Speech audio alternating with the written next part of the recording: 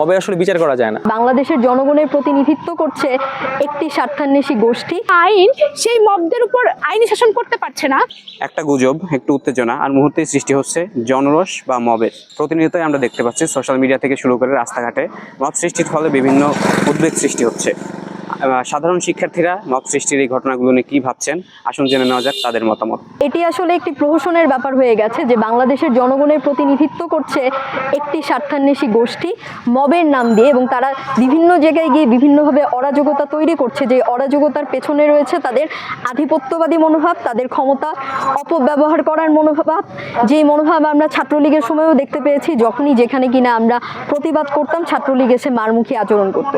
তো সেই দায়িত্ব বোধহয় ছাত্রলীগ চলে যাওয়ার পর অন্য কাউকে দিয়ে গেছে, কিংবা ক্ষমতার রূপ হয়তো সেই রকম যে আমরা দেখতে পাচ্ছি ক্ষমতায় বসা মানুষগুলো বদলেছে, কিন্তু ক্ষমতা কাঠামোয় কোনো গুণগত পরিবর্তন আমরা দেখতে পাচ্ছি না। একটি নির্দিষ্ট গোষ্ঠী তাদের নিজেদের এজেন্ডা বাস্তবায়ন করার জন্য আজকে জনগণের নাম ধারণ করে বিভিন্ন জায়গায় গিয়ে বিভিন্ন রকম অপকর্ম করছে, এবং তার পেছনের মনস্তত্ত্ব এই আধিপত্যবাদী মনোভাব। আমরা এই আধিপত্যবাদী মনোভাবের বিরোধিতা করি। আমরা চাই বাংলাদেশ একটি প্রকৃত অর্থে আইনের সুশাসন প্রতিষ্ঠামূলক রাষ্ট্রে পরিণত হোক, যেখানে বিচার বিভাগের স্বাধীনতা থাকবে। দুঃখজনক বিষয় হচ্ছে, আগে আইনের শাসন ছিল না আওয়ামী লীগের ক্ষমতার দাপটে। এখন কেন আইন সেই মবদের উপর আইনি শাসন করতে পারছে না, কেন আইনের আওতায় আনতে পারছে না, কেন পুলিশ বাহিনী এই মবক্রেসি যেটা আছে সেটাকে কেন নিয়ন্ত্রণ করতে পারছে না, সেটা একটা গুরুত্বপূর্ণ প্রশ্ন। এই বিষয়ে আমাদেরকে অবশ্যই ভাবতে হবে। এবং আমরা বলতে চাই, যেখানেই অন্যায়ভাবে মব ক্রিয়েট হবে, কেউ যদি অপরাধ করে থাকে তার জন্য আইন আছে, তার জন্য শাস্তি আছে। কাউকে শাস্তি দেওয়ার দায়িত্ব তো আমার না, কাউকে শাস্তি দেওয়ার দায়িত্ব তো সাধারণ মানুষের না। তো এই বিষয়ে আমাদের কনসার্ন হওয়া অত্যন্ত জরুরি, এবং একই সাথে এর বিরুদ্ধে প্রতিরোধ গড়ে তোলাটা অত্যন্ত জরুরি। মোনালিসা হেভি ফ্লো 15 পিস প্যাকেটের সাথে 8 পিসের একটি প্যাকেট একদম ফ্রি।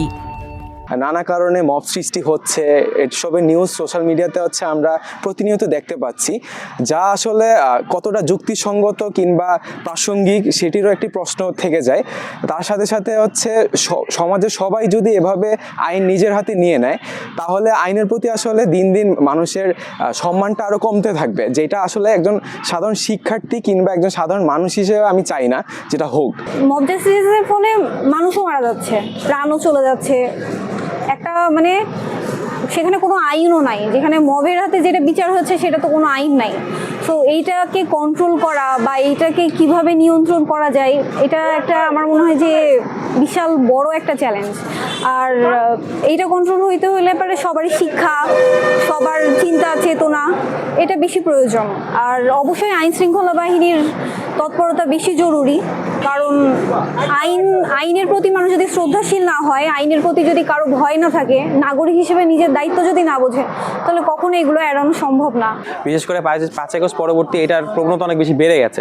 হ্যাঁ, তো আমরা কিছু উদাহরণ যদি টানি, আমরা বিভিন্ন ক্যাম্পাসে সময় দেখেছি, যেমন ঢাকা বিশ্ববিদ্যালয়ে আমরা একেবারে বিপ্লবের পরবর্তী বা গণঅভ্যুত্থানের একেবারে পরবর্তী সময় আমরা দেখেছি একজন লোককে পাগল প্রমাণ করে তাকে মেরে ফেলা হয়েছে।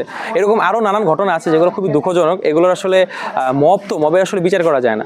তো এটা আসলে খুবই নিয়ন্ত্রণ করা উচিত শক্ত হাতে। দর্শক, এতক্ষণ শুনছিলেন মব সৃষ্টির প্রবণতা নিয়ে জাহাঙ্গীরনগর বিশ্ববিদ্যালয়ের বিভিন্ন বিভাগের শিক্ষার্থীদের মতামত। শিক্ষার্থীদের মতে, যদি অন্তর্বর্তীকালীন সরকার খুব দ্রুতই মব সৃষ্টিকারীদের লাগাম না টেনে ধরে এবং মবের বিরুদ্ধে শক্ত অবস্থান না নেয়, তাহলে এটি দেশ, জাতি এবং অন্তর্বর্তীকালীন সরকারের যে উন্নয়নের যাত্রা এর জন্য বাধাস্বরূপ হয়ে দাঁড়াবে। জাহাঙ্গীরনগর বিশ্ববিদ্যালয় থেকে নাফিজাল জাকারিয়া, কালের কণ্ঠ।